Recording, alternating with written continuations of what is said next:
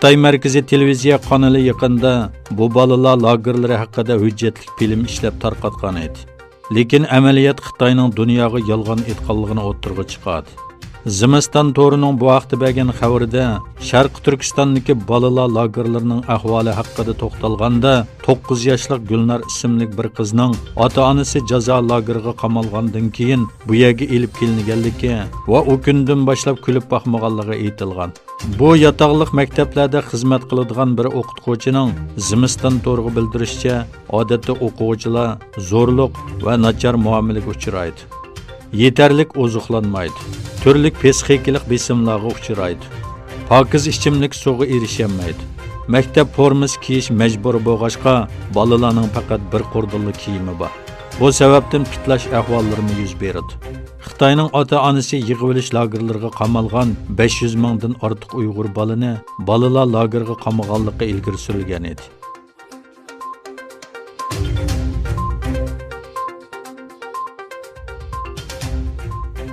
Amerika Kengash Palata a'zosi Uyg'urlarning majburiy emgakka silinganligini ta'kidlab, Sharq Turkistondan mal import qilishning cheklanishini tashabbus qiladigan bir qonun loyihasi tayyorladi.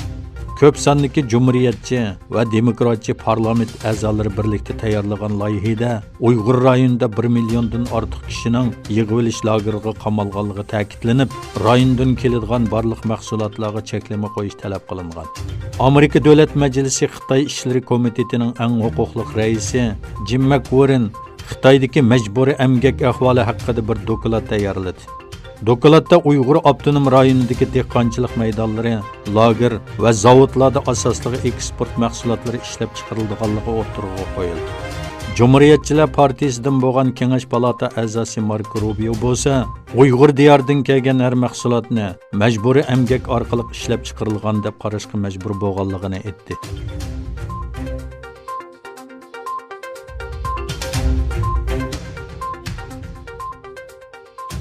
Angliya tadqiqotchilari Xitoy yangi tipli koronavirusiga qarshi tadbirlarni bir necha hafta burun yo'lga qo'ygan bo'lsa, virus bu qadar keng tarqalmaydi dedi. Angliya muhofizat gazetining xabar qilishicha, angliyalik tadqiqotchilar kishilarning harakati va kasalning boshlanishi haqida tadqiq qilib chiqqan bir modeli orqali Xitoydagi yuqum ahvolini tadqiq qilgan. Tadqiqotda agar Xitoy bir hafta burun tadbir qo'llangan bo'lsa, yuqumlanuvchilarning sonining 66.3% azaydiganligi, 2 hafta burun tadbir qo'llangan bo'lsa, 95% azaydiganligi o'ttirg'i qo'yildi.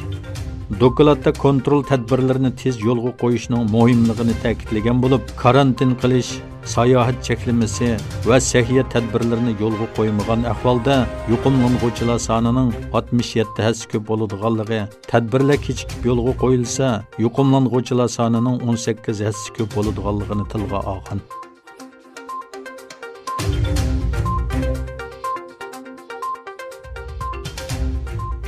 Xitoyning Wuhan shahrida o'tirg'i chiqqan koronavirusi Yevropa boshchiligida butun dunyoni tadrijiy harakatlantirdi.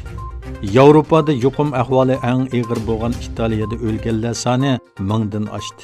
Payshanba kuni 189 kishi hayotidan ayrildi. Yuqumlanuvchilar soni 15113 ga yetgan. Jami o'lganlar soni 429 ga chiqqan. Eronda yuqumlanuvchilar soni 10075 ga chiqdi. İran Tashqi ishlar ministri Zarif koronavirusiga qarshi turish uchun jiddiy tibbiy buyumlar va aslahalarga ehtiyoji borligini aytdi. Bir yuqumlanuvchi bayqalgan Turkiyada bo'lsa, boshlang'ich va o'rta maktab o'quvchilarining 16 martdan boshlab bir hafta ta'tilga qo'yib etilganligi e'lon qilindi. Oliy maktablarda bo'lsa 16 martdan boshlab 3 hafta ta'tilga qo'yib etiladi. Yana bir tarafdan Kanada bosh ministri ishxonasi bosh ministr Justin Trudeau'ning ayoli Sofiyaning Wuhan virusi bilan yuqumlanganligini e'lon qildi. Bosh ministr Trudeau tadbir sifatida 14 kun ayrib etiladi.